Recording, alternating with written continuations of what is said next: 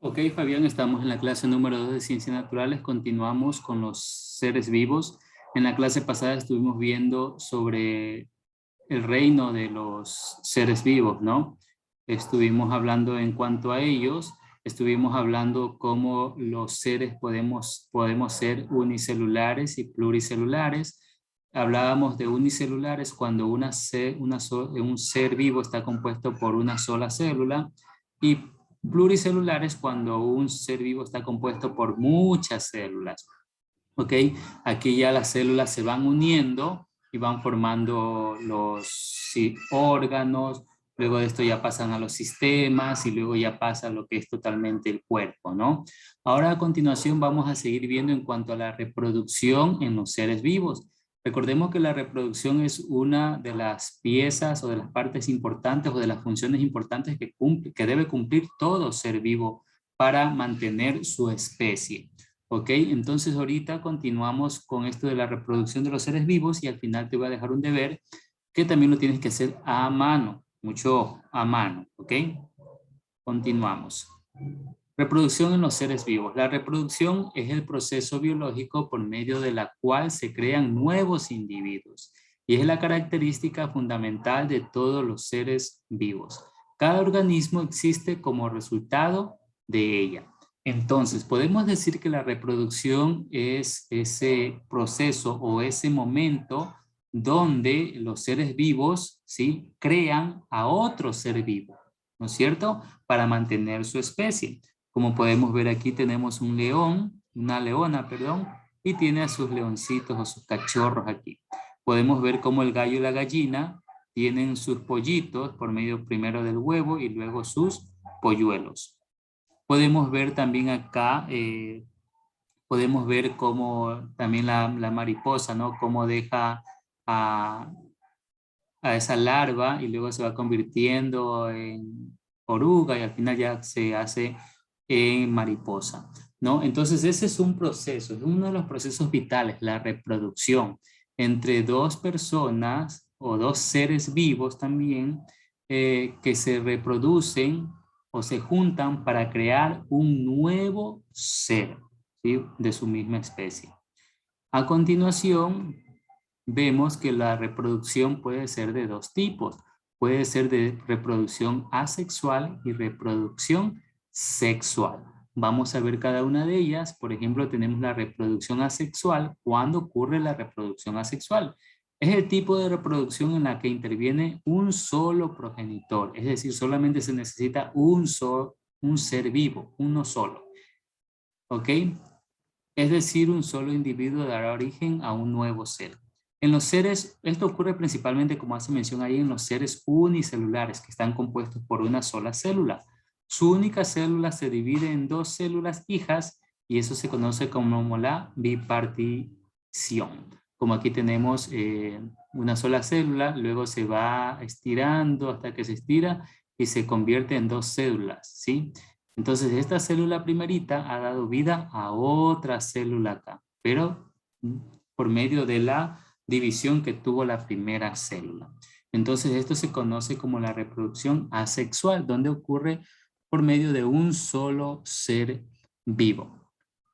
En esta reproducción asexual, en algunos seres invertebrados sencillos, como vemos aquí la imagen, ¿sí? Como la hidra, el descendiente se forma poco a poco por una yema sobre el cuerpo del progenitor. Cuando termina de formarse, se desprende. Eso se conoce como la gemación. Ok, aquí tenemos un ejemplo, ¿no? El individuo adulto es este, pero aquí se va desprendiendo otro, la yema, ¿verdad? Ok. Más adelante, bueno, tenemos otros ejemplos de aquí de la reproducción asexual, pero aquí lo principalmente, Fabián, que tienes que grabarte es que la reproducción asexual se realiza por medio de se necesita un solo ser vivo para hacer esa reproducción. Y quiere decir que este individuo unicelular de una sola célula divide su célula en dos para dar vida a otro ser, ¿ok? Eso. Luego tenemos la reproducción asexual de las plantas. Es aquella en la que se reproducen a partir de partes de su cuerpo.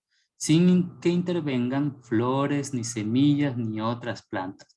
Hay diversos sistemas como los estolones, los rizomas y los tubérculos.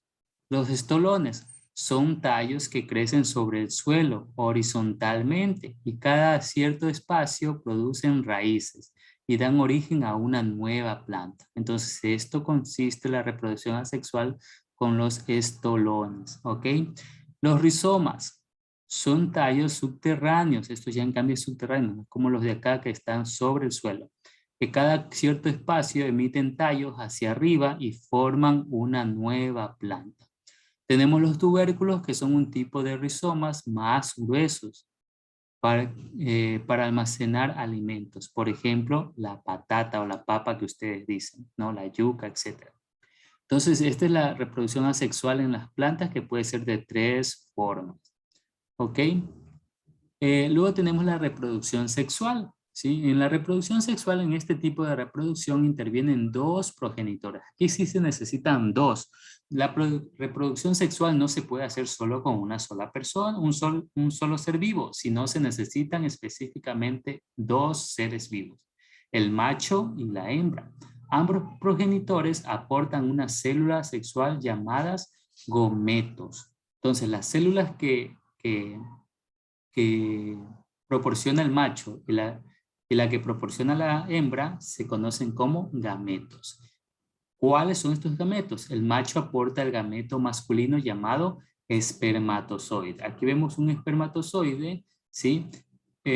Esta forma del espermatozoide lo podemos ver únicamente por medio de microscopios, como dije la semana pasada o en la clase pasada, sobre los seres vivos que podemos ver solo con microscopios. El espermatozoide o el gameto masculino se lo puede ver solo con microscopio. Al observarlo con microscopio, un espermatozoide tiene esta forma y tiene estas partes, una cabeza, cuello y una cola. Ese es la célula sexual masculina. La hembra aporta el gameto femenino llamado óvulo. Este es un óvulo. Los dos se juntan y dan forma a un nuevo ser. ¿Sí? Tipo de reproducción sexual. La reproducción sexual se desarrolla en 3 fases. Primero, formación de células reproductoras. ¿Dónde ocurre esto? También llamadas gametos, los óvulos que se forman en los ovarios de la hembra y los espermatozoides que se forman en los testículos del macho. ¿Ok? Cada ser vivo, macho y hembra, tiene sus propias características, tienen sus propios órganos reproductores. Entonces, estos gametos se desarrollan en cada una de estas partes. Los óvulos se forman en los ovarios y los espermatozoides en los testículos del macho.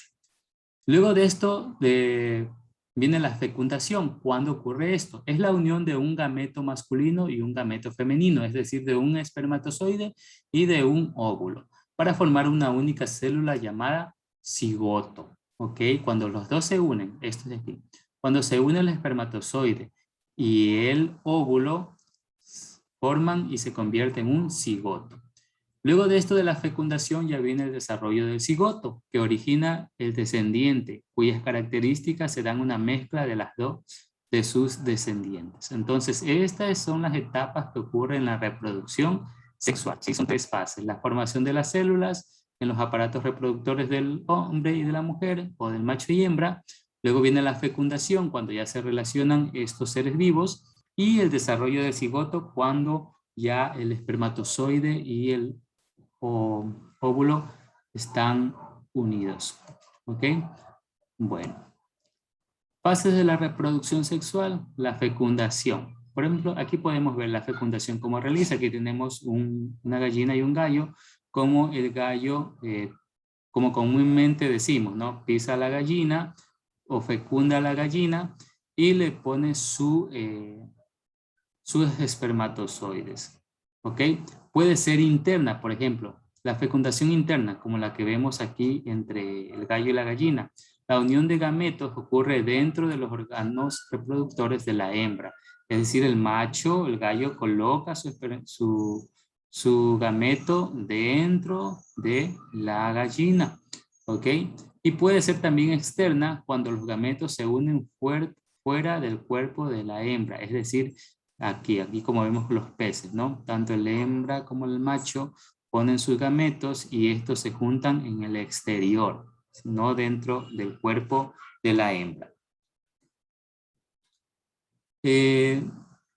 En cuanto al desarrollo del cigoto, este sigue su proceso de división celular hasta formar un embrión. El embrión puede completar su desarrollo de dos formas. Dentro de un huevo, como vimos la gallina, ¿no? Y esta fecundación o este desarrollo de este ser vivo se conoce como ovíparo, ¿no? Ovíparo, cuando la cría sale del huevo y el nacimiento se llama eclosión. Como por ejemplo las aves, algunos reptiles, la mayoría de insectos, etc. En los ovovíparos hacen referencia al desarrollo embrionario en el que el animal pone huevos, pero estos permanecen dentro del cuerpo de la hembra hasta que el embrión está completamente desarrollado. La eclosión puede producirse inmediatamente antes del parto o inmediatamente después de la puesta, ejemplo, las serpientes, ¿ok? Bueno, estoy aquí.